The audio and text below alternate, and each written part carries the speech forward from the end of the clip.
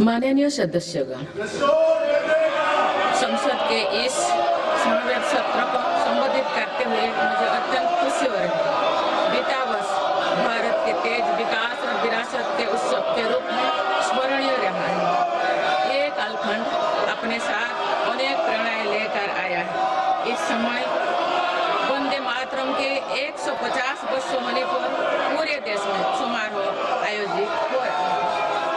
सभी देशवासी इस महान प्रेरणा के लिए ऋषि बंकिम चंद्र चट्टोपाध्याय जी को नमन कर रहे हैं। मैं आप सभी संसद सदस्यों को बधाई देती हूं कि इस पूर्ण अवसर पर संसद में विशेष चर्चा का आयोजन किया गया है।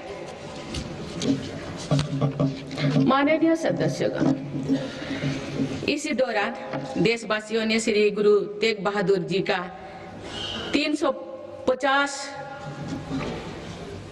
शहीद दिवस पर्व पूरी श्रद्धा के साथ मनाया। भगवान बिरसा मुंडा के 150 जन्म जयंती वर्ष के दौरान देश ने उन्हें श्रद्धांजलि दी और आदिवासी समाज के योगदान को याद किया। सरदार पटेल की 150वीं जन्म जयंती से जुड़े आयोजन ने एक भारत श्रेष्ठ भारत के भाव को मजबूत दी। सभी देशवासी इस बात के भी साक्षी बने कि कैसे भारत रत्न भूपेन हजारिका की जन्म शताब्दी के समारोह सूर और देश का एकता के भाव से भर दिया गया है। जब देशवासी अतीत के ऐसे महान पड़ावों और अपने पूर्वजों के महान योगदान को याद करते हैं तो नई पीढ़ी के प्रेरणा मिलती है। ये प्रेरणा विकसित भारत के और हमारी यात्रा के ओर गति देती है। माननीय सदस्यगण, वर्ष 2026 के साथ ही हमारे देश इस सदी के दूसरी पड़ाव पर पहुंच गया है। भारत के लिए सदी के पहले 25 वर्षों का समापन अनेक सफलताओं, गौरवशाली उपलब्धियों और असाधारण अनुभवों के साथ हुआ है। बीते 10-11 वर्षों में भारत ने हर क्षेत्र में अपनी नींव मजबूत की है। ये वर्ष 2047 तक विकसित भारत की तेज यात्रा का बहुत बड़ा आधार है। माननीय सदस्यगण, बाबा साहेब अम्बेडकर ने हमेशा समानता और सामाजिक न्याय पर जोर दिया है। हमारे संविधान भी हमें यही प्रेरणा देता है। सच्चा सामाजिक न्याय यानी देश के हर नागरिक को उसका पूरा हक मिले, बिना किसी भेदभाव से मिले। मेरी सरकार सच्ची सामाजिक न्याय के लिए समर्पित है और इसी का नतीजा है कि पिछले एक दशक में 25 करोड़ देशवासी गरीबी को हराकर गरीबी से बाहर निकल के सरकार के तीसरे कार्यकाल में गरीबों को सशक्त करने के लिए अभियान और तेजी से आगे बढ़ा है। पिछले एक दशक में गरीबों के 4 करोड़ पक्के घर बने। बीते एक वर्ष में 32 लाख नए घर गरीबों को मिले। जल जीवन मिशन के 5 वर्षों में 12.5 करोड़ नए परिवारों तक पाइप से पानी पहुंचाया गया है। बीते एक वर्ष में करीब 1 करोड़ नए परिवार तक नल से जल की सुविधा पहुंची। उज्ज्वला योजना के माध्यम से अब तक 10 करोड़ से ज्यादा परिवारों को LPG कनेक्शंस मिले हैं और पिछले वर्ष भी ये अभियान तेजी से आगे बढ़ रहा है।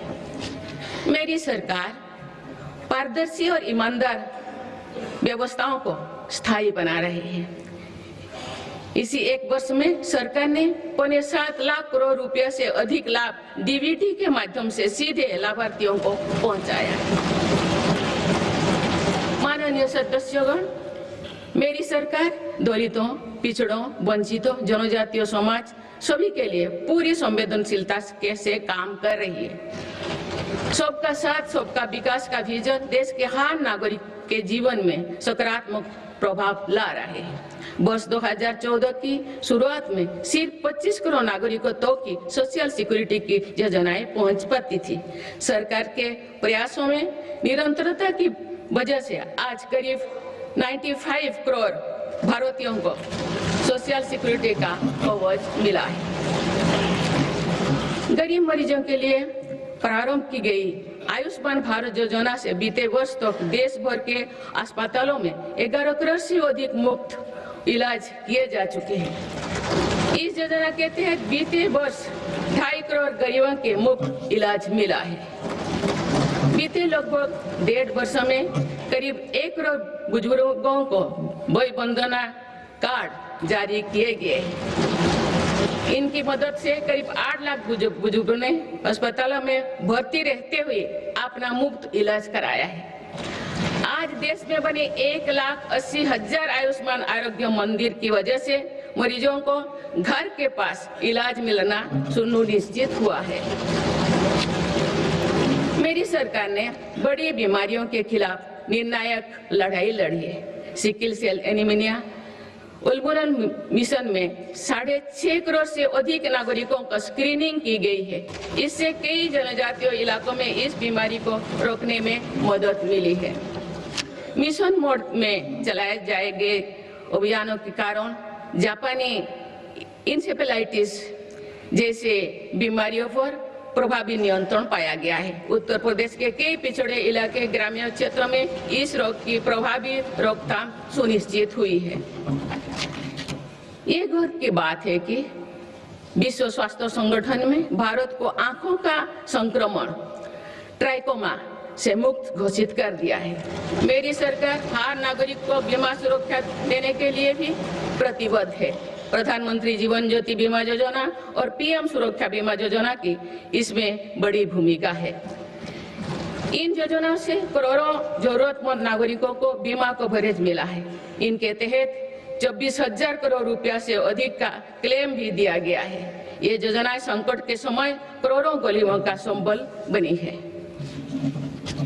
माननीय सदस्यगण, मुझे ये देखकर संतोष है कि आज देश के युवा, किसान, श्रमिक और उद्यमी विकसित भारत के निर्माण में अपनी भूमिका का लगातार विस्तार कर रहे हैं। बीते वर्ष के उत्साहवर्धक आंकड़े इसका प्रमाण है।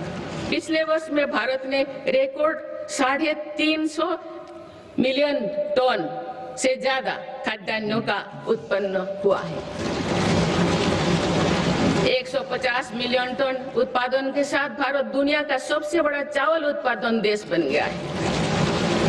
हमारा देश विश्व का दूसरे सबसे बड़ा मछली उत्पादन देश भी बना है। ये ब्लू इकोनॉमी में देश की सफलता को दिखाता है।